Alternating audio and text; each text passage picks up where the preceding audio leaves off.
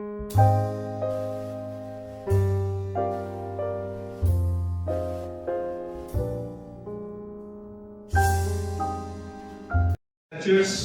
Thank you for helping us start on time. As usual, it's great when we get started on time. This is a Madras Week special edition of the Bliss Catchers. So please do note that when you're tweeting, you are free to tweet from where you are, send pictures, talk about the session as it's happening, and please tweet to @AVIS Viswanathan, you know my spelling, and please tweet to @Odyssey post, and the hashtags are Bliss Catchers and Madras Day. So welcome again.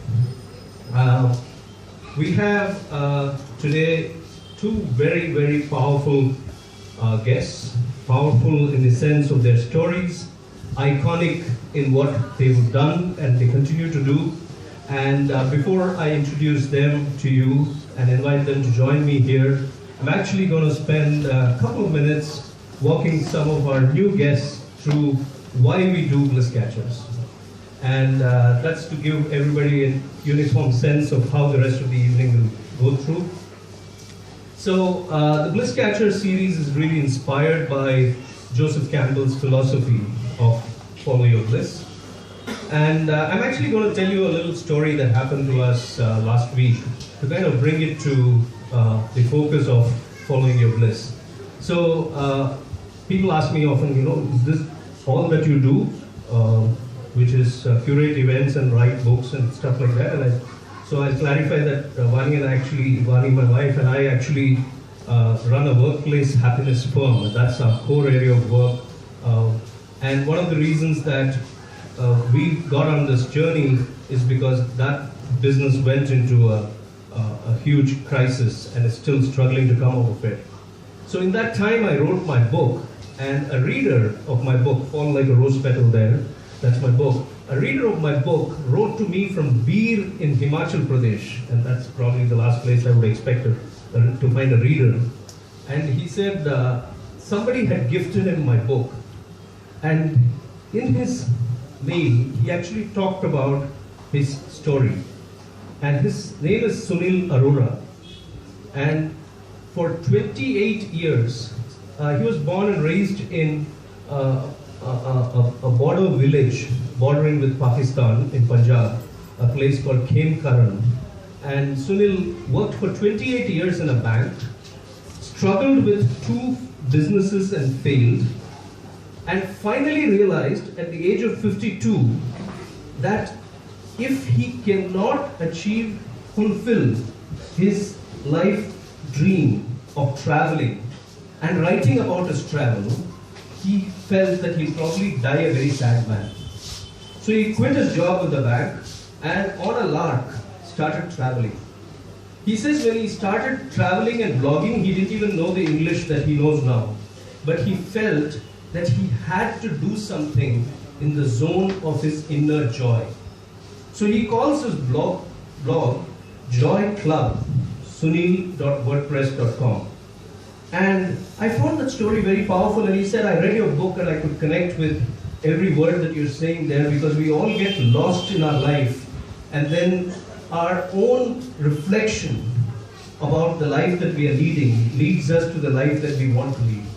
And so thank you very much for the book. And this is exactly what we discuss, what we converse about. This is what people come here to share about in the Bliss Catcher series. My favorite poet, Jalaluddin Rumi has said, if you do work from your soul, then a river starts moving within you. A joy starts happening. And Joseph Campbell, basically picked up that same perspective and talked about follow your bliss and doors will open where you see only walls. So if we go back to Sunil Arora's story, 52 years it took him to decide what he wanted to do with his life. And we have 2 people here with me who didn't have to wait so long, right? So we have Niladri, the iconic radio jockey, the voice of Chennai. Okay? And it's only it's only apt that we have him here for a Madras Week special. And we have the most happening, young, talented, multifaceted Mathi with us. Again, a very, very, very well-known person in Madras circles. So, welcome to both of you. And today's conversation is really going to be about their journeys. So it only makes it important for me to quickly walk you through their backgrounds as I invite them over here. So, somewhere in 1996, we set up our firm, the firm that went bankrupt. And when we set it up in a 2-bedroom apartment in Rajaramalepuram near Kalipa Hospital. And so it was like a home office arrangement. And my team of 3-4 people would come to work, and we would all sit at the dining table and eat together. And we had those days music has evolved a lot now, so I don't think we have stereo players at home anymore, but in those days we had a 2-in-1 stereo player at home. And my team was very, very fascinated with one voice of a certain Niladri Bose. So we kept trying, and we wanted to make our firm famous, so we wanted it to be known in the city. So my team, young people, all of them 20-something, they would all keep trying to get onto his show. And finally one day they cracked it. And they actually, Niladri actually spoke to some of my team members, and we kept playing back that recording for a long, long time in the office during lunch breaks. So that's how well known and so deep-rooted our connection is. Okay, Niladri, so thank you for being here. Niladri dropped out of engineering school. I think the wisest decision he made, because without that, I don't think the world would have ever heard his voice. And through an act of the universe, his sister gave him a lucky charm. I call it a lucky charm because locket seems like a very Bollywood Purana Kisa-pita word. So gave him a lucky charm which you will see him wear around his neck. And he says that until the age of 21, he really didn't have a voice. The voice that he has now, and which you're going to hear, and which you've been hearing all over the radio waves. And that transformed his life. Yes, he started his career working with Siddharth Kak and his team at Surabhi. You remember that old show, Surabhi? Renuka Shahane. And Renuka Shahane. Ramesh, you have to remember Renuka Shahane. Yeah, thank you for reminding us. Yes. She was such a pleasant presence on that show. And he also worked with a very famous wildlife photographer, right, who won an Emmy Award. I'm missing his name. Alphonse Roy, sorry. So Alphonse Roy. And then he went to Australia, to Melbourne, to pick up a degree in radio and media. And after that, he's not looked back. We're going to hear that story of how he got the most coveted job in Chennai, an air-conditioned room, and all the music that he loved to play free for himself at All India Radio, of all places. So he started with Rainbow FM, then he's worked with Times FM, he's worked with Radio Mirchi, he's worked with Hello FM and Chennai Live, and now he's with Red FM in Bangalore.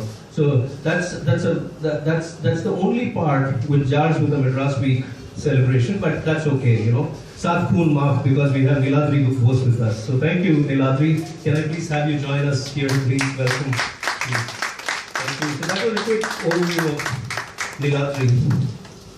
So one of the things that Vani and I do is we work in organizations inspiring happiness, and we met this young man there, Mathi, at a company that he was working with in Pondicherry at that time. And this is a company called Human Factors International. And we later started hearing his name at home because our son, who's now in the US, was a theater enthusiast. And Mathi and he did a lot of work together at possibly Landing Stage and Masquerade, many of the theater companies that Mathi was associated with. So Mathi came into our lives in two ways. One as a client location and as a mentor for our son. And it's been wonderful knowing him. He's an automobile engineer. who said to himself that I probably don't want to be looking at the underbellies of cars, and I want to look at more aesthetic design from a human point of view, from a human interface point of view. And so he took up a master's in human factors and ergonomics. I still don't understand how it works. Okay, all I understand is that sometimes when a website or an online experience creates a wow, I know there is a human factors thought behind it. Have I got it right? From a customer experience point of view? So he's done that, and he's worked for the longest time with a firm which is called Human Factors International, which is their main work is to deal with online design experience and ergonomics. So he is got that experience, but his heart has all along been beating for entertainment, for the entertainment industry. He's done 3 films, and the 4th one is on its way: Mayakam Enna, Vallina, Savari, and Andra-Mess. I got it right. Absolutely. Okay, fantastic. So we have a movie star, and then he leads this amazing theatre company called Stray Factory. It's an entertainment hub, and they have a division called online division called Rascalas, where they produce a really cool, very in thing, something syncing with Bliss Catchers called The Black Sheep, right? It's the story of a Bliss Catcher, if I'm right. Yeah? Shyam Ranganathan's story is that of a Bliss Catcher. So that's Mathivanan Rajendran. But I'm going to do a little twist here. And the twist is, Mathi, since you and I share something in common that you are not yet aware of, your passport, your visa to get from there to here is for you to answer this question for me. Okay? Allow me to finish it even if you know the answer, because I want the audience to, and the audience cannot answer this. This is not a quiz question for the audience. Okay? So listen to me very carefully. If you don't get this right, we have only half a show. Okay? No pressure. Okay. Set? Okay, here's the line. The line is, eyesight to आदमी 2 बार भागता है, Olympic का race हो या police का case हो. Where is this? I'm not a big Hindi movies thing. Right. It was there in today's paper. That's where I picked up the cue. I feel like I'm on the spot now. Pick one. Just say it again. Say it again. ऐसा तो आदमी 2 बार life में भागता है. Okay? Olympic का race हो या police का केस हो. It's a man as tall as you who had his leg up against a wall in a movie that you watched 70 times, man. Oh, Amar Akbar Anthony. Yes, absolutely. Okay. Thank you. Okay, so there you are. Welcome on board. Okay. Sorry, I told you I'll spin a cookie. Okay, that came to me at the last minute when I saw you here, and I remembered what I had read in the morning. So this was just a little bit of fun. So thank you, gentlemen, for joining me here. Let's get your mics ready. So the structure we will follow is we'll have like a roughly 40-minute conversation between the 3 of us. I'll be asking questions randomly to the guests, and we will also have a very interactive conversation with the audience after we finish the round of questioning with the guests. So are you all ready? Okay, all set? So tell me a little bit about, so we'll start with Niladri and then I'll come to you, Mathi. Tell me a little bit, Niladri, about your early days when you were doing engineering. And obviously, I think it's a no-brainer of thought that, you know, any good boy must go and do engineering, right? Anybody good in school must go to engineering. So you had taken that path. But how easy or how difficult was it to convince your folks back home when you decided to do this, you know, like this, sacrilege, man, to quit and come back from Bangalore to Chennai? So tell us a little bit about that time. Did you at that time know that you were going to get into radio and media, or was it just that I don't want engineering and I want to get out of all this? Well, first of all, thank you, AVIS, for having me here. Thank you, Bani. Thank you all for coming to this gathering. I'm humbled, I'm honored. I'd really like to listen to AVIS all day because he's so inspiring, but thank you again for listening to us. One second, just before you answer. Ladies and gentlemen, this is the voice of Chennai, okay? And this is This is Niladri Bose live unplugged for you. Okay? I don't think it's happened in a long time. Okay? Go ahead, sir. Thank you. Avis, now, I lost my dad when I was in the 10th standard, and his wish was me to be an engineer. My mom saved up a lot of money at that time. She was handling the entire house. She was running the factory, trying to pay my sister's fees, and she also managed to get some money for me to go to college. So I landed up in RV College of Engineering. My senior was Anil Kumble by 1 year, and he was in industrial production, and I was in chemical engineering. I don't know why, but I took chemical engineering, maybe thinking in the future I could make something for myself and be nice, high and happy, but that never happened. It all went, I felt like a Tare Zameen Par in class, you know. I mean, nothing was like, I mean, what Madhi has done, I mean, he's just amazing.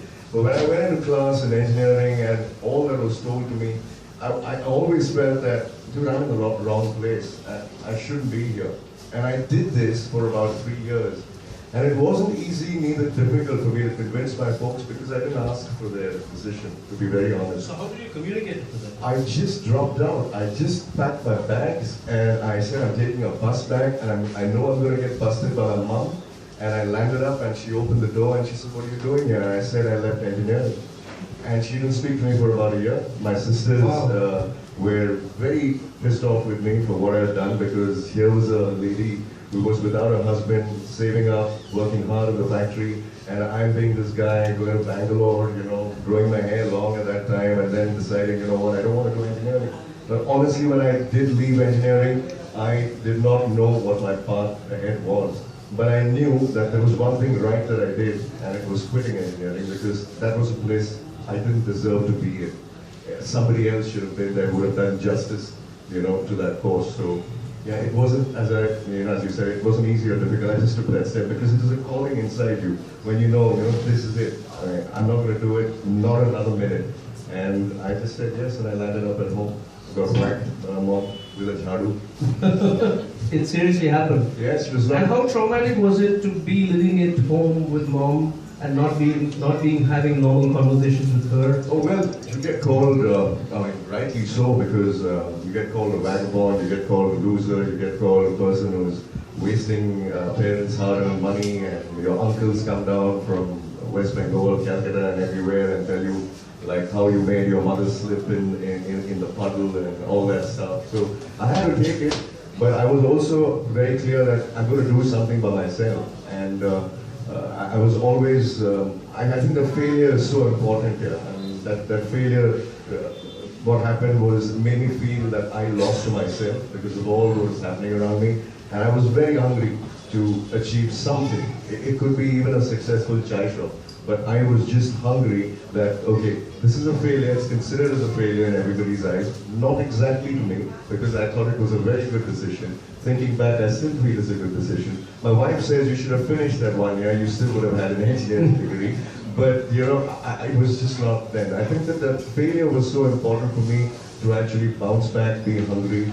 And then after that, of course, it was, feeling the importance of what you really have. That made me like to live in the present. That's fantastic. So what I'm picking up is that the decision to quit engineering was based out of an intense dislike for what you were doing. Absolutely. And was based on the fact that a sense of compassion that perhaps somebody else could benefit from it, right? Rare at that young age, that clarity of thought. And the turbulence that you had at home because of this, in our family situations, I think everyone, every uncle, every auntie gets invited, or they invite themselves into the party to give faltu advice, free advice. So you went through all that churn. But did you at that time, so there was this hunger that kuch karke dikhana hai, let's try and do something. But you had no clarity about what it was going to be. No. How did you keep yourself going when there is absolutely no clarity, but you are still walking? How did you know this was the right direction? Did any thoughts from that time, any memories? To be very honest, it was his birthday party and I landed up there and I met a friend, and it all happened pretty much quickly. So I dropped out, I was at home for about a year and doing nothing, and sooner or later some friends told me, you've been cooped up in your house, why don't you come out with us and all that. So with a lot of permissions from Kolkata, from my mom, my sisters, they allowed me to go out. So when I went to this party, there was this girl who I had met. Her name was Abita, and I'll never forget her for what she did. She said, you're not doing anything, would you like to be a television correspondent? And it all, sounded very new to me. So I said, how much money would I get? So she said 1,500 rupees, and you would get about 750 for your auto allowance. I said, that's good enough for my go-flicking packet and whatever that I want to do. So I said, okay, let me take the job. And that's when I landed up and met Emmy Award-winning cinematographer Alphonse Roy and his National Award-winning wife Radha Narayanan. And Radha put me on immediately and said, why don't you start being this television correspondent? She told me, this is how you look at a story, this is how you shoot it, this is how you edit it, this is what you do, you package it and you send it back to Bombay or Delhi. I think when I met this couple, I think they were sent to me from above, from the Almighty, because these were two humans who actually suddenly took me seriously. Because I think that was like, the bell in my head which said, this is where I want to be. This is where, what I want to do and, move forward with it. So I think, with Radha and Alphonse, the journey started, and I'm very grateful that it started early, and maybe another year of being at home, I don't know what I would have done. I might have really, hit, rock bottom, but they came at the right time, and with an opportunity where I felt like, this is my place, this is what I want to do.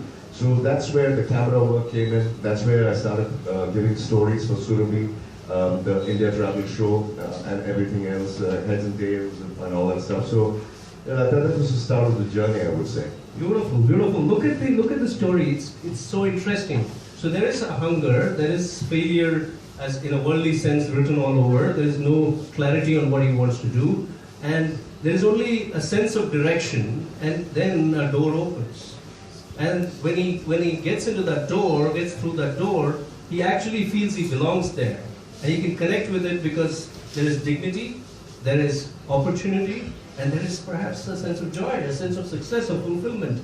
And this is really how the Follow Your Bliss philosophy unfolds in real life. We think it's just a metaphor, a nice thing to say, but I think this is a classic story of how it begins. We'll come back to Niladri's story and his big moment, which I'm sure all of those who are waiting to hear that about the voice. We'll come back to that and then we'll move onward, but let's move to young Mati there.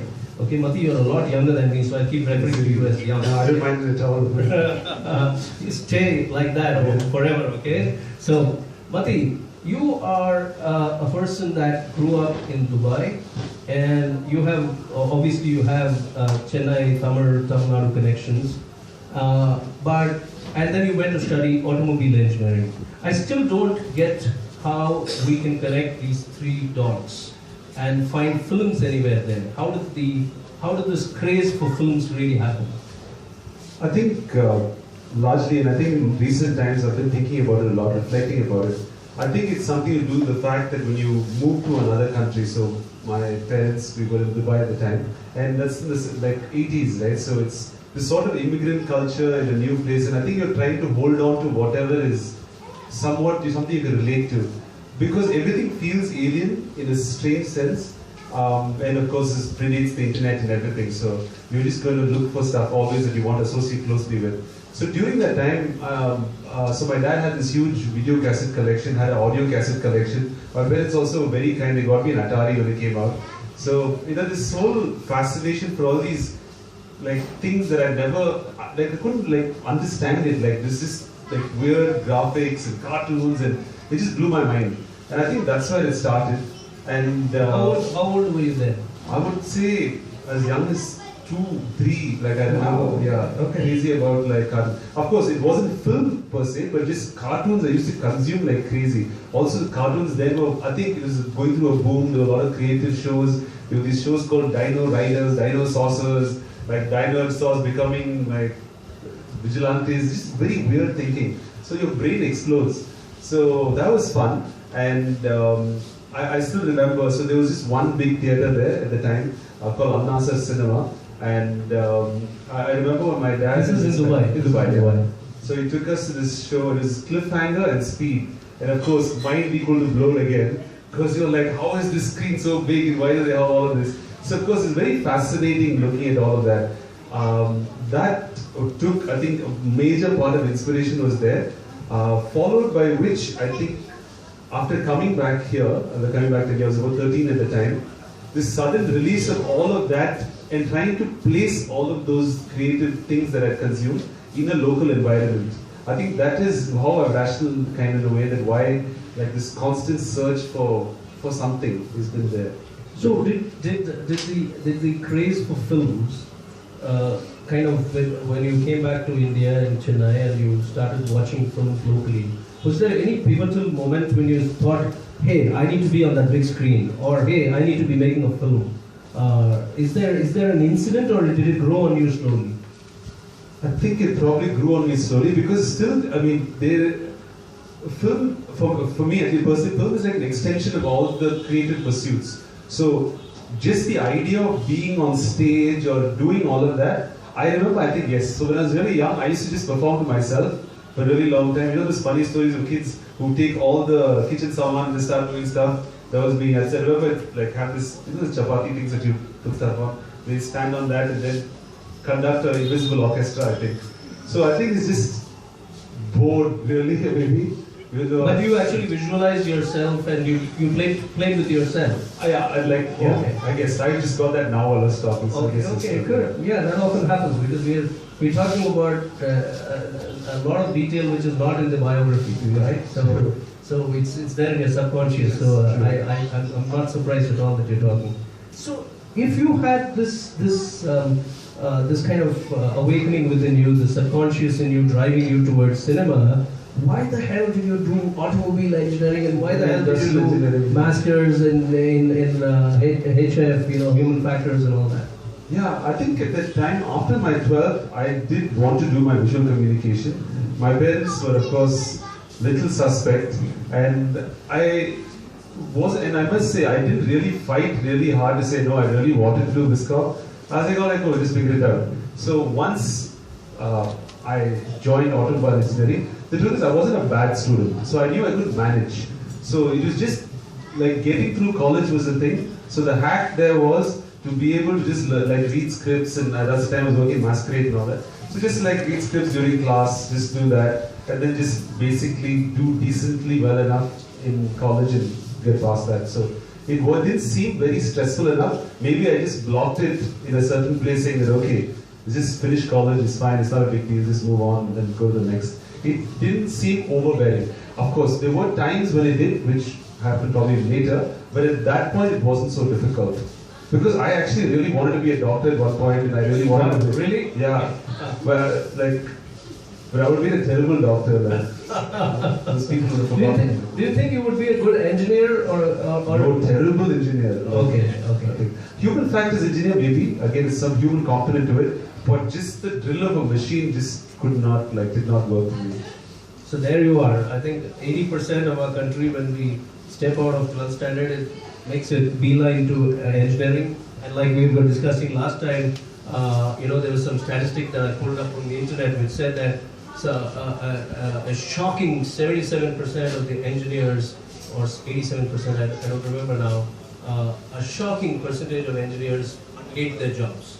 And so that's, thank God for people like Mathi, and of course Niladri, Niladri is, the dawn of it, the man who jumped out, right? But Mathi went through it and then decided, okay, this I'll make a terrible engineer, so this is step out. But just for the audience, before I go back to Niladri, just for the audience, I want you to demystify your masters. What is human factors? Okay. From a customer point of view, from a user point of view, and why did you take up that line? So automobile engineering, honestly, it was the only thing I could get because my marks weren't great or anything, so it's the only engineering degree in a decent college, so just took that. Also, it sounded kind of cool at the time. Then, right after which, I was trying to find what I was interested in. So I remember that night, I just searched for all the courses I liked. and this included human psychology, biology, which is biomechanics in this respect. There was even management as well. So I just Googled all of these things, and one of the courses that came up was human factors. Then I went deeper and started looking at what it meant. So human factors engineering is a need that developed during the World War I precisely, or II, actually, I don't remember exactly, but yeah. So when, all these flights that go around and, bombing places, they obviously have so many dials, right? So the immediate solution that an engineer will give is, let's give them more dials, let's engineer it better. But human factors engineers came in and they said, let's optimize it for the human performance. So meaning, if I'm scanning from left to right, let's keep a lot of the dials on the left. If I am going to be always reaching out to something, let's keep that closer. So human factors engineering pretty much puts the human at the center of whatever you're making. It's not dictated by the system, but dictated by the person. So that's where it stems. And in the US especially, it's got a lot of value because it's primarily because you can sue anybody for anything. So if you have good human factors engineering in your product, likely that you won't be sued. So I really took to it because it was more human thing. I thought I'd do my master's in control displays. These heads-up displays were becoming popular then, more around the softer aspects of transportation. But of course, that didn't work out very well. What connects you? Do you see a connection at all between your passion for theatre and the entertainment space and human factors? Yes. Is there a dot that connects? People. Like I really am very curious. I think I was just very curious in general. So I'm always like Googling, looking, whatever. So I'm very curious about people, where they're coming from, why are they the way they are. So I think those are thoughts that are always there. And yeah, theatre is like an amazing tool to explore yourself and throw out questions that you have. And do you enjoy your human factors work that you were doing? Yes, I did. I must say I did. And that's the reason that I stuck on for a long time. I enjoy certain parts of the law. There's a lot of ethnography involved, so I really enjoyed that when you are able to understand people and communities outside of your own.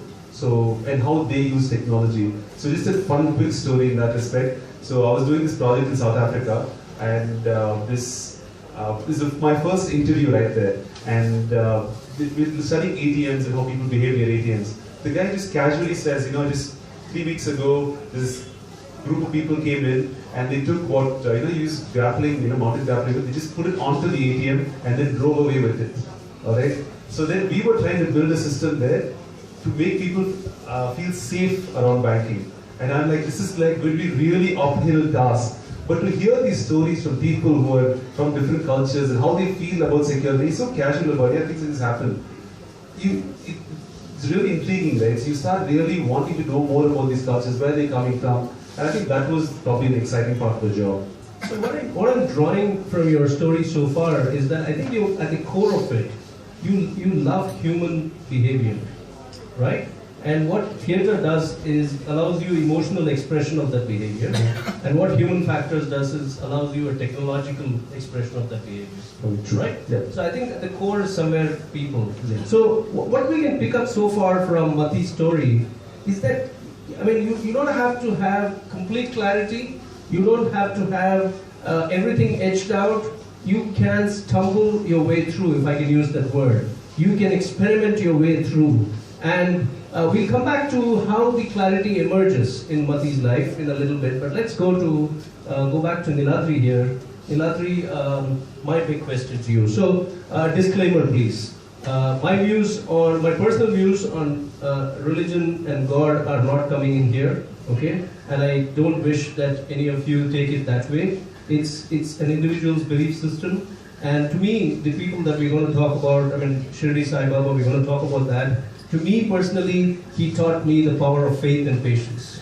And his life taught me that. So I'm asking this question more from that point of view. And so with that disclaimer recorded, we'll proceed. So tell us about that big Sai Baba moment that happened. Where were you? Your sister gave you this charm. And you say like magically life changed. And when you look back at that time, how do you want to describe that moment in your life? Well, I don't know how to describe it. I mean, it just happened. See, whenever people used to call my residence and I used to run to pick up the phone, they used to say, am I speaking with Mrs. Bose? And that used to really get me irritated because... As in when you took the phone? When I took the phone, I'd say hello, and they'd say... You're kidding us. Is it Mrs. Bose? So I used to get damn cheesed off, like, dude, I'm a guy, don't call me Mrs. So that was my, in the very beginning. Now, after all my failures and losing out on engineering, I think it was one of my elder sister who came and said, you know what, you can keep this. I don't want to, give it back to the temple, and you can wear it, still wear it over here, and see how it goes for you. And I asked her, who's this person? So she said, this is Sai Baba, but it's not the other Sai Baba, which is the Puttaparthi Sai Baba. So I, without a doubt, I just put it around my neck, and I just let it be. And I don't know what happened. I got this job. My voice changed from Mrs. Bose to Niladri. I'm seeing you for so long. I guess the journey began, and I'm still part of that journey. And for me, it's he's given me too many chances, and I don't, I feel blessed, and sometimes I feel I don't deserve it, because how often do you drop out of college, get a chance to work with an Emmy award-winning cinematographer, then, you get your, finding with your voice, you become a radio presenter, you talk to the city, and radio gave me much more than just talking to the city. It gave me doing voices, for commercials, ads, movies. So I think it's just been on, and whenever there's been an obstacle, I've done one thing. I don't want to stress about it. I do stress at home. I'm a human. I stress out. But at some point of time, I just leave it to him, because I think if he's made me, this is his problem. It's not my problem. So you got to sort this out. Just like if my son is in trouble and he comes to me and he says, dude, sort it out, I got to sort it out. So I'm a son in front of him, I'm a servant in front of him, and I just feel that I just leave all my troubles and worries to him. A bit I leave on my wife also, but mostly on Shivji side. Fantastic. I love that answer. For a simple reason. Osho says that it's all about let go. He says live in a let go. What have you done for you to claim control of your life? You were born without your asking, and you are living this life, this experience, without your, you think you're controlling it because of your education and your rational thinking. But Osho says, all that is bunkum, throw it out of the window, just be in a let go, and life will flow. So I'm picking that up. And I think the common thread, if we go back to, on Sunday, we'll probably do a screening of all the Bliss Catcher conversations we've had and pick up the nuggets. I think one common thread, and Vani will agree with me, and anybody who's a regular will agree with me, I think the common thread among Bliss Catchers is that they just have to be in that state of let go, and things will happen. So it was meant to be that you had this voice, and that you would not be Mrs. Bose forever, and that you would be the Niladri Bose. Okay, so so I can see a great sense of gratitude and a great sense of let go, right? So in this time that you finished with working with Alphonse Roy and his team, what made you make that? Because if you had not gone to Melbourne, if you had not done the course in radio and media, would you be where you are today? You wouldn't be. So what took you there? Why Melbourne? And why radio and media? By 94, 95, I was just the 12th pass. So, because I dropped out of engineering. And I was shooting with Alphonse, which was in the north of Bengal, and we were tracking elephants who were raiding the villages. So we had a machan, we were put up on a tree, and we had to be on that tree for days to come till we got our shot of the elephant coming and raiding the village. So it was one of those nights when Alphonse sat and he told me, you've been working with me.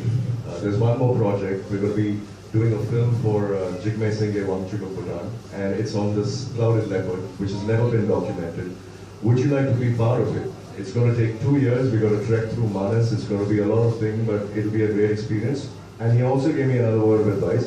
He said, you've been working so long, why don't you go put this down in writing also? So I said, if I'm going to take the Bhutan project, it's going to further delay what I want to do, which is I also wanted to put down writing. I wanted to go to a college where I'm not told about fluid mechanics and engineering drawing. I want to be told about, this is the way to do a performance, or this is the way to do a screenplay, or do your radio, or this thing. So I chose Melbourne, Australia, to be very honest, because I had to do, it would be something else if I had to go to US. Melbourne was giving us the right sort of degree, I would say, for me to actually go and quickly finish something, because I had lost out on 3 years because of the decision I made of dropping out of engineering. So I had to quickly make that time up, and I think Australia was the best bet then. So I landed there, and I started off, I took a loan from Canada Bank, because, and I went there. That must have been a very bold decision back then to take a loan for an overseas degree. Yeah, and my mom said, you better finish this one, because, you can't just, keep going and, doing this, going to the jungle, and then say, Mom, I'm going. I said, no, this is it. I'm going to do this. So I went there, got my studies done, and I stumbled upon a particular subject, which was radio. And the guys over there said, hey man, you have an okay voice, why don't you do radio? I said, but in India there was no radio. The only radio that I heard when I was a kid was Amin Sani's Sivaka Gitmana. But I still did it, and I came back to India, and I took a job with NDTV. Barkadar had joined a week before, and I joined a week later. And I joined as a cameraman, and I just got married also in the midst of that, and I took a job in NDTV, and I went, and I stayed in that television station for I think 2 days before I said, I'm going to quit. The same thing came to me, and I said, no, this is not happening, because they give you a camera, there's a news reader, lights are all sorted out, there is no work that you do. You just switch it on and you just stand there. It wasn't exciting for me, because I was so used to being chased by elephants, or chasing an elephant or a bison, or climbing a tree and shooting the Malabar monkey. I just could not shoot humans. It was very difficult. And when we were doing wildlife, you always had one take. The elephants would come, they would parade, you shoot it. If you got it, great. If you don't, no. But shooting humans was much more difficult, because they would ask for fruit juice, such a so I said, you know what? That's not what I want to do. I'm going to go back to Chennai and figure it out, because now I have something in my hand, So which it's is the my... second time bold decision. Right? Yes, second time in your life. Yes, absolutely. What did your mom have to say this time? The mom said, you're back. So I said, yeah, Mom, but don't worry, it's not like that back. It's back for good, in a good way. And then one of my friends said, there's this channel called, belongs to the Times of India. It's called Times FM, which later became Radio Mirchi. 96, 97, and said, would you like to audition? So I went there, I spoke some rubbish. I don't know what I spoke, but it was just plain rubbish. And I got a call back in the evening saying, would you like to be a radio presenter, a radio jockey? So I said, what should I do? He said, get your music, come into this place and play out the music. So I went into this AC room, there was my music, my Led Zeppelin, my Leonard Skinner, my Spyro Gyras and everything. And I just said, wow, I'm not shooting anybody, I'm not running anybody and running behind anybody. This was music, and there was someone talking to me from the other side, a faceless person, which later I started to understand that's your listener. That's where you get your unconditional love. They like you for not knowing you, because they've never seen you. Today in social media, you have all the radio presenters making videos and going out and doing their stuff. But in our time, we didn't have Facebook, we didn't have anything. A CD was about 350 rupees to paste, and my salary at All India Radio was about 125 rupees per show, which was again a drop from what I was getting at NDTV or what I was doing with Alphonse. But I suddenly felt something in me which told me that the whole day, you listen to people tell you to do this, tell you to do that, but this is your time where you put the fader up and you speak to the city of Chennai, or whichever city that you can. And you loved it. I just loved it. I didn't look back, and I started getting these letters, Madhi, these postcards and inland letters, and which said, we love you and we like you and this and that. I was just amazed. Who are these people who want to spend time listening to me, But it just happened. And that just kept you going. That still keeps me going. Beautiful. I think, look at the word you used. Look at the word you used. Thank you so much. The word you used is unconditional love. What do we live as for human beings, as human beings, what did we live for? And I think where you can lose yourself and where you can get that unconditional love is where we all need to be. But we are somewhere stuck between an inability to lose ourselves and inability to get that unconditional love, and that's why we sometimes lead very, very tormented lives. So beautiful, I think, beautiful story there. I want to come back to your entrepreneurial journey very quickly, because to be a radio jockey is one thing, but to be an entrepreneur is another thing, and we'll come to that. But let's go to Mathi. And Mathi, my big question for you is to continue our conversation. The job that you had with Human Factors, the company, and the love you had for theatre and acting, how did you initially manage the two? What kind of a toll did it take on you? Did it make you extremely unhappy to go back to work and do your work? And did it give you a lot of joy to be doing theatre and doing stuff there? How did you manage that and stretch it for so long? How many years did you actually work? I think, at least 7-8 years actually. Yeah. And when did you finally quit? Just last May, I think. Actually, no, I still did a project in February, so I think that is probably it. Okay. But I still may do it because it's fun. So why were you going through a kind of inability to choose between what gives you joy and what makes you money? Was that the toss-up? True. I mean, it was the fact that I had a really good, well-paying job, which I didn't hate. I really liked what it gave, and somewhere I assumed that life can be 200%. Like I just came across that quote somewhere, and somewhere just had a feeling, you know what? Maybe if I sleep less, maybe if I spend more time, maybe I'll be able to do both. And let's just see how far this goes. And I really think that took a toll, because I think I pushed that way beyond what I felt humanly I could have pushed. So that was really tough. So what kind of instances can you share with us of leading that kind of a life, trying to lead this dual life? So there are funny moments. So for example, so early on, this is in 2010-11, we had a show, finished a play together, and we were trying to innovate. We were trying to take blogs and make them into plays. So we created this show. I was producing and directing it and acting it because for the want of actors. And I remember I was playing the part of a terrorist. And I finished the show, and I was leaving for JFK for a consulting assignment the same day, that night. So finished the show in makeup, just ran to the airport. All right. I was just very the guy at the immigration counter looks at me and says, "Why do you have makeup on, sir?" And I'm like, "Oh no, I was playing a part of a terror." I said, "You probably should finish that sentence." So that is a funny example, but yes, that's tiring. On the more serious side, did you have like physical issues like fatigue? Yeah, heavily, because I turmoil. think the major problem is the shift of mind space, because you're in a very polished, very corporate sort of atmosphere for a few minutes, like this thing, and within seconds I'm still coordinating rehearsals or doing something. So moving between a creative space and a formal space, your mind just gives up sometimes, but it's fun. Like I kind of maybe enjoyed that rush for a really long time. Physically took a toll in the sense that yes, I've not been able to gain weight in years. Like this is not happening. You want to gain weight? Yeah, Can we swap places? So that, of course, even personal relationships. How important was I know money is important for everyone, but was keeping a steady revenue stream through your like a regular job, salaried job, was that a criteria for keeping the job? True. I think it's because two things. One, yes, I felt money was a little important for me to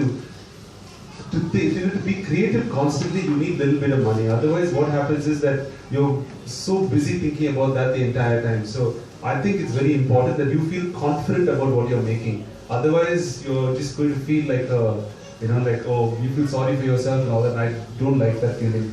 So I said, no, just going to brave it and figure that out. That's probably the major reason. There was one more reason which just completely slipped back. When I comes back, I will. Okay. So my related question is, so what changed between like 3 years ago and let's say this February for you to actually say, okay, so this is it. Now let me do a full-time, actor, producer, director, entertainment industry, professional plunge. Why don't I take that plunge? What drove that plunge? Revenue streams are working. I guess that's the major reason. Because electricity pushed it really a lot. Also personal clarity in terms of what I want from each of these spaces. Because when you're starting out, and like there are no real mentors really in this space because it's digital, it's theatre. Like everybody, like that's what I love about Chennai is that, like I don't understand how this city like still produces so many amazing people, right? If you really think about it, the people that is produced are just world class. How is it in this city that people are just like so crazy? I want to do something. I want to create something. There's something amazing about that, and I think somewhere all those inspirations sort of keep telling you that maybe it's worth just like going on. And if someone like we put this in the web series that we just produced recently, which is basically saying that in a city where jingle makers can become Oscar winners and bus conductors become superstars, you feel like anything is possible because you're brought up in that atmosphere. You're thinking that like A.R. Rahman lives right here, he won an Oscar. You can too. Like everybody thinks that. So it's a very inspiring environment. Yeah, it's a very inspiring environment. True. So I'm going to come back to you to talk to kind of ask one more question. I'm just thinking if I should ask it. No, I think I'll wait. But the point here is a very interesting point, and I in case you missed it, let me kind of reiterate it. For the creative journey, you need money, and I think there are two schools of thought here. One that is the uncompromising school of thought that will want to stick out with the creative journey without the money and making no compromises. And there is the fine balance, and I see more of the new generation of people trying to do that fine balance, the tightrope walk between keeping a job, having it pay for your creative pursuit, and moving back and forth till you come to the time like he did in February. So I think there is a model there worth looking at. There are others that we have had on the show that have talked about this as well. So that's very, very, thanks for sharing that with me. So now I'm going to actually talk a little bit about nuts and bolts with both of you. So these questions are common, but I'll first go with Niladri, and then the plunge from being a radio jockey, which is a salaried job with a channel, to a copy honest entertainment, your company, becoming a kind of at two levels a very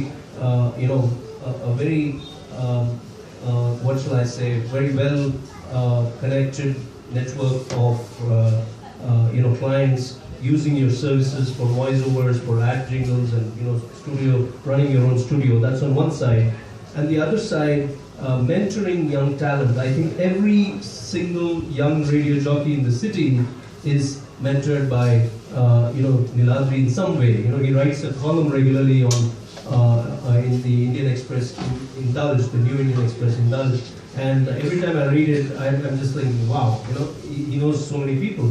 So this entrepreneurial journey is not easy, right? I mean, there are cash flows to be met, there are businesses to be got, and there is clients have to pay up, and doesn't that kill or sap you of your creative juices at any time? Well, I'm very happy to have my wife by my side because, to be very honest, this is one part that she handles. Because I'm just there to do my voice and I go, but she's the one who's always, making that voice happen, following it up, whether it's a corporate film, whether it's a trailer in Kodambakkam that I have to go and do. I mean, so I think that pressure is taken off me by her. But other than that, with regards to mentoring radio presenters, what I learned in Melbourne is what I've tried to regionalize and bring it to Chennai or whichever city I'm living in. And I just felt that I had nobody to teach me, I had nobody to guide me, I had no one to tell me that this is the right thing to say or this is not the right thing to say. And I've made mistakes on air. I have, and it was very, insensitive of me. I just thought at that time it was very funny because it was a joke, and and this is not against the visually challenged, but you were young. You're 24 at that time, 23, 24. You think that this is it. And I cracked a joke on Stevie Wonder. And the next day, I had the Blind Association come to the Bank of India and go full bust on me. And I suddenly realized, oh my God, I mean, this is how close you are to the people. The proximity of radio is immense. You can, you can't carry your television around, but you can carry your radio, and that's how fast it reaches those people. I went back one day and I apologized, and I never ever I don't make any Sanda Manda jokes. I just don't go there. And I feel that was one mistake I made, I would say, in the last 20 years of radio. So you're kind of paying it forward in terms of you were not mentored, so you didn't get that kind of benefit. Yes, but you're able to do it. Absolutely. And as Mati says, that some extraordinary humans live in the city, and I can speak with regards to my fraternity, which is radio. And and they're there. They've got the bullets. They've got the right gun, but someone got to tell them how to shoot it. And if I was taught that in Melbourne, and if I could regionalize it and bring it to this public, I think it would benefit, and inshallah it has, with a lot of radio jockeys who are on air today in Chennai and maybe in other cities. Fantastic, fantastic. You talked about dealing with your insecurities or your problem situations and leaving it to Shirdi Baba, right? That's your way of dealing with the challenges of being an entrepreneur, or challenges of being a professional faced with everyday work situations and challenges. Right. I want to move a little bit to Shivali, the lady behind the Niladri Bose, okay? And this question is for you, so I'm going to pass you my mic if you guys can't get a mic. Yeah, there is a mic? Yeah, thank you. Odyssey team, Odyssey is always well prepared. Thank you so much. So Shivali, how do you deal with insecurities of having to run a business alongside a very, very, very famous, celebrated, creative person like Niladri? I think handling him is more difficult. But handling all this, I think it's just optimism and knowing that tomorrow is going to be better. The optimism and tomorrow is going to be better. Yeah. Okay. So, because when you're an entrepreneur or when you're doing, say, freelancing jobs, you really don't know what's happening next and next and next, right? So there's that, like a job gives you a check at the beginning of the month, that doesn't work for us. But there's always a thing, it will happen. And I think that's what works for both of us in that sense. Yeah, I am more of a saver, so yeah, in that sense. What do you mean? Yeah. so there's seldom a time that he ever knows what the number in the bank balance is, because then I have a list coming up saying, you think I can probably invest in this and that. So that, yeah, in that sense, I'm very secretive about everything with him as well. So we keep it like that, and he seldom asks. So that's a beautiful, I think, the point is that if you have a good companion, great if it's a spouse, but if you have a good companion to back you, I think Kavitalya Krishnan, I saw him somewhere here, he's just left. So he used to say, when he was a Bliss Catcher on our show, he talked about how and why it is very important to have that circle of influence that's stroking you positively along. So he would say that I would never go and talk to anybody that didn't believe in me. So that's a very convenient shut-off, right? Then you're not that he didn't want to hear cynics, but it was that was not needed at that time. And what he needed to see was encouragement, and I can see that oozing from Shivali, okay? In her own candid, in her own Shivali style, right?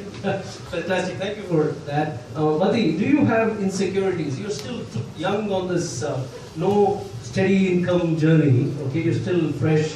What, 6 months now, right? Actually, yeah, lastly, so yeah, about a year. About a year and a half. So how do you feel insecure sometimes? You got so many productions going. I see you doing many things, and then you have this new web series started. Everything as a producer requires money, right? Apart from the creative juice. So how do you deal with your insecurities? I actually don't. I think I just come to the conclusion that I just decided to keep going. But like, I guess there's that breaking point which you don't want to touch. And I think as long as you know that point, you can just keep pushing, I think. So I guess as a mechanism to deal with it, I really haven't figured. I maybe, yeah. So rationalize maybe a lot. Just watch what I just consume a lot. So not, I guess, like if you're thinking, if you're worried about revenue, just watch a billion YouTube videos about that, or talk to people who have been in that situation, and then just peer learning, which just ties back to what Niladri was saying, that is the city, because it has so many people who are constantly trying to make it great, and I really like, that's the thing about it, right? And I don't mean this to flatter Niladri, of course, but I know that growing up, if you thought about radio, you would know that there was this person called Niladri who had this voice, who was doing something interesting, something different. Of course, now I can articulate what was different, but I knew that there was something different about that person. And there are these few people, right, who give back to the community at continuously. And I think that makes a huge difference in helping everybody deal with how they're going to make their little endeavor successful. Even though we may work in opposite spectrums, of not opposite really, but parallel spectrums, it still, I'm sure that the influence of, let's say, what Niladri has done may have influenced the lead cast actor of Shyam Ranganathan, who is RJ himself, who also dropped out of college, and the show is about him. So I'm sure there's some patterns in this entire atmosphere, right? So which I find quite fascinating. Oh, beautiful, beautiful. I think there are only patterns. There are no methods. There are no mechanisms. You can only look at stories around you, and you can only pick up the little, strawberries from the top of the icing of the cake and take it to your own story and see, does it work for me? That's all you can do. And I think the way to deal with insecurity is to hold it up in your hand, literally. So there is a problem, there is a money problem, there is a health problem, there is a relationship problem. Hold it in your hand and understand what the value of holding it in your hand. Actually, there is no value. You'll find it's futile because you can't solve it. So you might as well set it aside and keep going with what you can do. So I like your answer. There is no mechanism. Fantastic. I want to go to Pooja here. Pooja is Mathi's friend, companion, and Pooja is a very, very successful actor. We've seen one film of yours and we loved your role. In fact, that's the only part of the film that I loved. Very honest, it's by a very celebrated filmmaker. It's called Iraivi, and it was a very, very much talked about film because the film kind of let us down on other parts, but your role and the character you played there was very, very powerful. So how does it help for you to be in the same space, to understand your companion, and you've taken time to be with us today, thank you. So how does it work when you are in the same space? Is it easy, is it difficult? And do you have a sense of insecurity when you look at the fact that both of you are in a creative space where there is chances of a steady flow are not predictable? Yeah. Okay, so can you give us a mic? So I won't lie about this. A lot of people are definitely they come up to you and say it usually wouldn't work out when two people are in the same industry and stuff like that. But I honestly feel extremely lucky, and I believe that all the little bit of success that I'm tasting right now is because of all the theatre that I've done, and most part of it is through Straight Factory. So I have never felt that insecurity, or I felt extremely lucky actually, extremely lucky, because if there's something I don't understand, my go-to person is right there. And I think it works the other way around as well, so there's always a balance. That's beautiful. The line I'm going to be picking up, and it'll stay with me for a long time, is that I don't see the insecurity, I'm very lucky. I think it's a great attitude to have in life, and thank you Pooja for I kind of sprung this on you. I knew you were not, there's no prep for our session, so people who are there and talking to us, thank you so much. So beautiful answer there, that you just count your blessings and you keep moving on, and there are going to be no methods and mechanisms to deal with this. So as long as as the quote a film line which I love a lot, ingena solludu Jesse solludha, so as long as this part of you is answering you on what you love doing, keep going, and the doors will open. That's the message I'm getting from both the stories.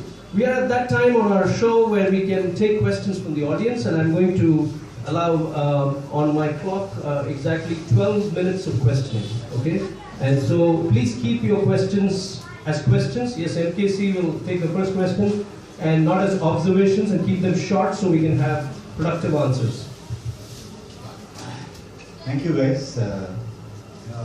You seem to have put in so much of experience, but still you look like college students. You go to, thanks to the wives who are taking care of you. You guys don't look more than 25. Yeah? And he talks about earning 120 rupees a day. So he speaks like me of my age, but you don't look that. I want to, my pick from both of you guys is about one dropping out engineering and the second one doing engineering without liking it. I'm asking you this question in the capacity of a faculty. When would both of you guys put up a show for the South Indian parental population to take children away from the obsessive engineering thought process? It's an MKC moment. MKC is himself a bliss catcher in his own way, an uncommon leader, but for parents. So, in fact, only this show that we just produced called Black Sheep is pretty much about that. So, don't want to talk about the show, but the intent. I think a lot of what communication intent should do is to be able to create dialogue, right? And it should be in the space that people can understand it. I think our representations of all of these things have been very poor, to be brutally honest. We show a dropout as someone who's just like huge rebel who just like drops out and then some magic card falls and he becomes a millionaire. It's not that at all. And because of these false images, like you can't blame parents for thinking that their kids are not in safe hands as well. So a lot of the kids who come for our workshops or whatever, they're like, I want to drop out, whatever. You see, taking calculated risks are important, which is probably the reason that I stuck on, because I felt I would be able to at least continue. I didn't dislike it, I'll still be able to continue. But tying that back up, yes, we need our entertainment, all of the shows to represent both sides of the story. Like, what do parents feel? What do kids feel? And there has to be common media that is consumed that enables that kind of dialogue. Like a forum like this is an example of that, given that there are people of different ages, where we go back and say, okay, you thought that, I thought this, okay, so maybe there's this. Right now it's so siloed, right? Our consumptions are like, okay, 18 to 23, 23 to 26. That's how people are approaching entertainment, but essentially we're all just the same, with the same insecurities, same problems, same issues. So that's what I would. Fantastic. You have a point? Yeah, I think parents should stop. I mean, I don't know whether it's still happening. I'm also a parent, and I can speak for myself. They should stop pushing their desires, what they wanted to do, onto their children. Because that child is coming with a different set of karma. That child is coming with a different set of skill set. When my son is in the 12th, he's right here, and as much as, like a cliched Indian parent, I might have thought that, would you like to do science? Would you like to do this? I just told and my wife also, we said, do whatever you want. If math is a problem with you, delete it from your thing. But remember, you will be also cutting off options. I think it's a duty for every parent today to make the child aware, but not force their desire, onto them, like saying, you know what, I wanted to be an engineer, so now you got to go and study engineering. I'm never going to do that, because I think in some which way that was done to me, and it did not work out. And my son has got my genes. I'm sure it's not going to work out with him. I'll come to you, Ati. Just one thought, story that I picked up around the Olympics, and one of India's successful medal winners, Sakshi Malik. I read a story which talked about how her mother, Sudesh, took her to the stadium when she was a young girl and introduced her to athletics, to gymnastics, to basketball, to volleyball, and wrestling. And when she saw wrestling, she said, "Yahi karungi." This is what I will do. And the family tried to spend a lot of time trying to tell the child, don't get into this because it's a man's sport, and a woman can be completely, kind of physically overall during the journey to become a top-notch wrestler. And she stuck to her, her choice of doing wrestling. And Sudesh had the humility to tell the Times of India that I'm sorry I came in the way of my child. I'm glad my child prevailed, and I'm glad where she ended up. So I think the message is, can we stop interfering with the lives of our children and allow them the free space? I know that's Ati's favorite subject, so Ati, your question next. See, let me put it like this, we put too many safety nets and we scare our kids into going the Glenn McGrath line and length way. Let me put in cricketing terms. No one likes a Sean Tate who goes for runs, gets his wicket, but goes 100 miles an hour and makes it more exciting. The 100 miles an hour Sean Tate type similarities are not accepted. See, there are quite many Sean Tates lurking around here in different fields, not just cricket. Forget sport. But these unconventional types who are exciting, they consider vagabond and take it negatively. That first thing, and keeping them from becoming a McGrath, because then you are making a hodgepodge mixture of both, which lacks the goodness of either a champion. Glenn McGrath is Glenn McGrath, Sean Tate is Sean Tate. Because they both were together, they could win the 2007 World Cup. That's why. Let them be independent. Don't combine them. So Ati, so that was an observation. Thank you. Can we have questions, please? Any questions? Yeah, Ramesh. Yes, please pass the mic to Ramesh.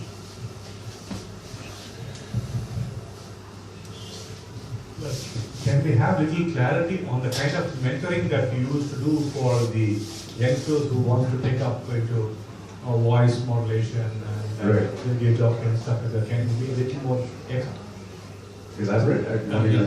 Please. Sure. See, radio is it's a myth that you need to have a voice.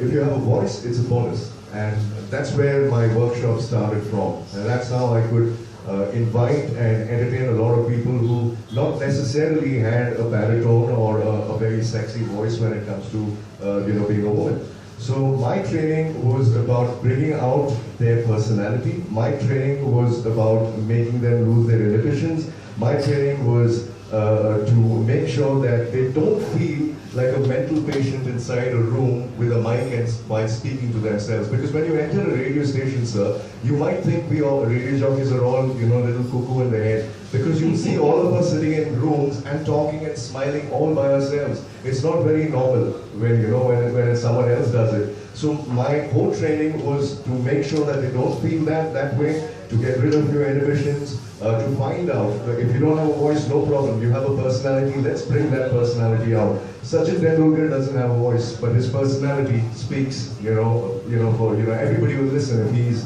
on the radio or wherever he is. So that was something that we focused on, obviously with regards to voice modulation, it's to find out what range you have, how deep you can go or how high you can do. If you can do an Amitabh Bachchan, can you do a Sachin Tendulkar imitation? So it's like that. So we trained our students to find the range. For example, and we don't have the probably the right mic system, but voice range is something like, if I have to do an Amitabh Bachchan, and it's not acoustically right, but that would be the tonality. If I have to do a Sachin, it'll be, actually, I am so happy to be here. So that is your voice range. So if you can know your voice range, then you can also tell that you also have that voice range. Let's see what your voice range is. Not all of us know the technique of getting that out, but once you get it out, you have a radio presenter, a personality right there in front of you. Fantastic. Well, in terms of question B, has the radio jockey field come into state? Has it matured fair enough in India? In India, I'll be very honest, Madhi's also traveled abroad and extensively. We are 25 years behind international radio because we follow a diktat. There's a protocol. We can't say this, we can't do that, we have to play this music. So until all of that disappears, we'd be probably on par where we could speak about controversial topics, where we can have adult content on radio. And I'm not saying anything derogatory, but just the topics which are for adults. We don't have all that. Though that's totally missing. It's a very watertight environment. You have 45 seconds to go make an impact. Talk about the artist, crack a joke, give a mug out or a cap out, and make a listener love you. All that in 45 seconds. So I think it's another 10 or 15 years till we actually can say that yes, we are on par with international radio, but with the way we're very sensitive people as Indians. I mean, that has to, slowly disappear for us to be on par. Thank you. We'll take the last question from a lady, Geeta. Niladri, this is for you. How do you take care of this rich baritone that helped you to change from Mrs. Bose to Niladri? And have you tried to handle singing? I try to sing, ma'am. Yeah. Ma'am, I don't know if I sing. My wife says I pray like a donkey. So I stayed away. She's been my biggest critic and my mother has been my biggest fan. So I listen to my critic now because my biggest fan is missing. But taking care of my voice, to be very honest, I think 2 cold beers on a weekend just does it. I'm just kidding. But no, I think a lot of people do a lot of riyaz with their voice, drink a lot of rasam, don't do this, don't do that. But I don't think it really makes a difference. SPB sir has an ice cream before he records this song. So it really doesn't matter. Don't push your throat. I mean, it's after all a vocal cord. If it has to work 2 hours, make it work 2 hours. Don't make it work 5 hours. And I think that way you'll be taking care of it. Beautiful. Very practical answer there, and very similar to what SPB told Mani and me also. And he said it's not your creation. So whatever has created it will take care of it. So why are you getting into the picture? So again, don't come in the way of life. Beautiful. Ladies and gentlemen, time for the quiz questions. We are inching towards our close. So today we have 3 questions. We have 1 question each coming up from Mathi and Niladri, and there is a third Madras week special question. So we have 3 questions and 3 gifts to be won in the audience. And we are not giving you mugs this time because this is Madras week special. So you're going to get nice tote bags, and these bags have a nice picture of my book. So, with all love from Odyssey, Parandaman and crew, nice. And from all of us. So that's what you will be getting. So, Mathi, will you have your first question for the audience? Okay, so I figured theatre and film are both interesting, so I thought the intersection of that would be a good question. Which Bollywood filmmaker is very famous for remaking Shakespeare films? Shakespeare into film. Vishal Bharadwaj. Vishal Bharadwaj, is that right? Okay, I was going in the direction of Shashi Kapoor for some reason. Okay, so Shweta was lifting her hand. Okay, we got the answer there. So, ma'am, I forgot your name. Usha, right. So, Mathi, your gift is the tote bag to Usha there. Thank you, Usha. Sorry, Shweta. Sorry, we didn't notice your hand, but since the answer came out there, we gave it there. Yeah. Niladri, your question for the audience. All right, you want a tough one or you want an easy one? Tough one. A tough one. All right. In the 80s, we sent a man into space. His name was Rakesh Sharma. He was the only Indian astronaut. 2 other astronauts were in that Soyuz T-10. Would you be able to name just one of those? Rajiv Malhotra. No, there was only one Indian and there were 2 Russians. The Indian was Rakesh Sharma, who named one of those Russian astronauts. I can give you an easy one also. Yeah, we'll try the easy one now. We'll try the easy one. Okay, the answer is Yuri Malyshev and Gennady Strakalov. I had that cutting from the Hindu newspaper in my scrapbook for years, that's how I know it. Alright, easy one comes up now.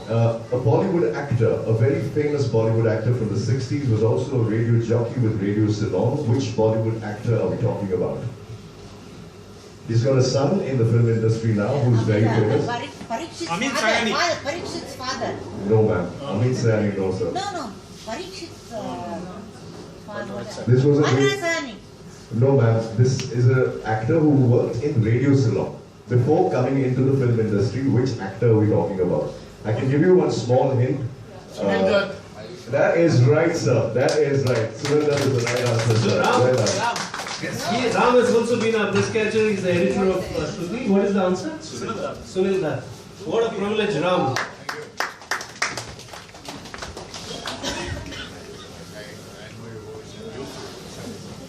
You speak Tamil? I can. Thank you, thank you. So the answer is Sunil Dutt. So can you say the question again and the answer? I think everyone... There was a Bollywood film actor who was a radio jockey with Radio Ceylon before he joined the film industry. That actor was Sunil Dutt. And his son, Sanjay Ceylon. Radio Ceylon. Sri Lanka. Sri Lanka. Yes. Yeah, Radio Ceylon. And they had their transmitters of India also, so they used to beam out of here because Hindi music was big at that time. Okay, so here is the third question, which is the Madras Week special question. And the question is, earlier this week, on the 23rd of August, there was a Padma Vibhushan sitting right here, and he's connected with me. I saw this hand go up. 1 second. Yeah, I saw this hand go up. Yeah. Yeah, can you give the answer? Yeah, Viswanathan, he came for Sanyal's book launch. Sanjeev Sanyal's book launch, which is the Ocean of Churn. Yes. Ocean of Churn. So, Paranaman, can you give away the... is the manager of Odyssey store. And Madri, the regular Bliss catcher, gets the... I'm sorry, I saw his hand go up first. So thank you. So the answer is Viswanathan Anand, the Grandmaster, and Padma Vibhushan was right here to launch the book of Sanjeev Sanyal called Ocean of Churn. So fantastic conversing with both of you. I think the quiz questions went well. Not too many surprises there. So except the first one, the Amar Akbar Anthony one. You know, I just came from the left side and stopped you. No, but I have seen Amar Akbar Anthony probably just about 1 million times. You know, so for me, that man and his films, and probably tonight I'll go back and watch it again, watch something on TV that will have him. You know? So I'm going to do a quick wrap, ladies and gentlemen, and what I'm picking up from these two stories, I think one is a story, I think MKC summed it up very beautifully. One is a story of dropping out, and the other is a story of staying on and yet trying what you love doing. And I think both these stories give me perspective on two fronts. One is that let go and go with the flow. And the other is understand what makes you tick and keep doing that as much as you can. And somewhere along the way, everything will fall in place. So I think it's a beautiful confluence of two perspectives. There is no right way or there is no wrong way. And I think both ways are very, very important. I'll do a quick wrap just to bring the evening to a close. You know, if you take a line and divide our lives, okay? I don't have a column mic, so I have to keep using my right hand. Take a line and divide our lives into two halves. One half is what the world wants of you, and the other half is what you want for yourself. And I think Mati represents that ability to have balance between the two for the longest time, right? And Niladri represents the clarity of not wanting to walk the tightrope at all and saying, I'm here, this is what I want to do.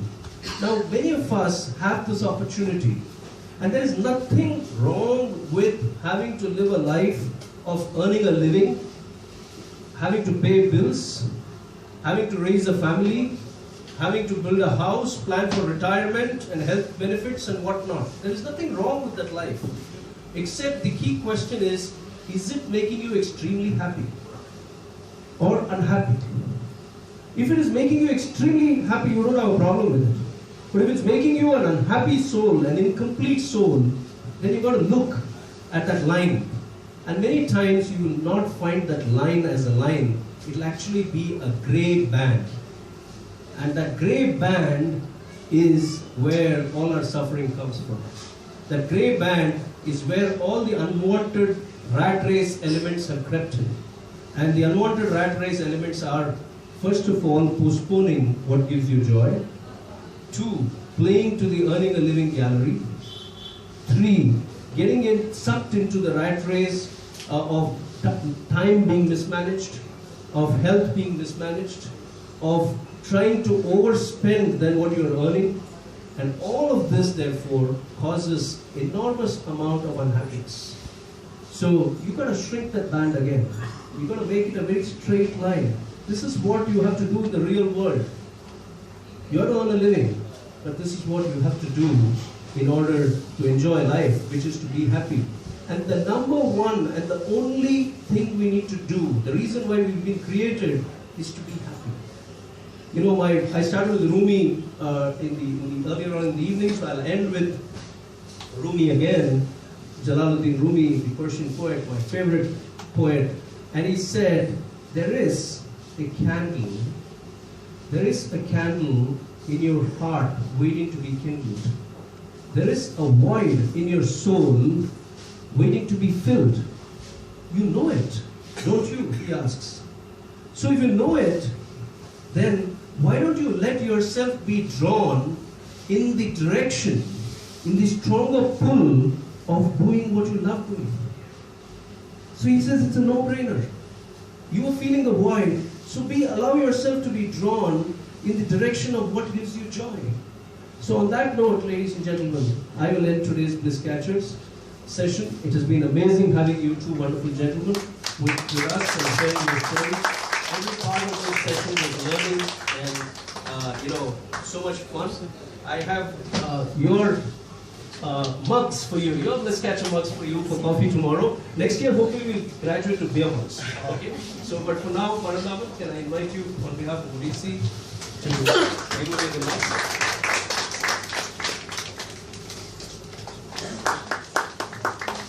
Thank you.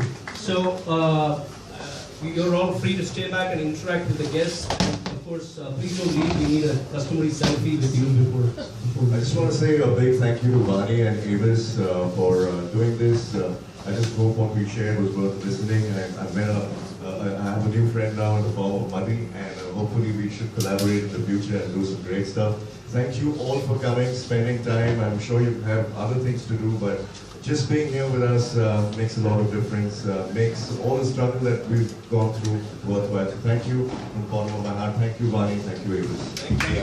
Signing up in Tamil for Madras. Madras.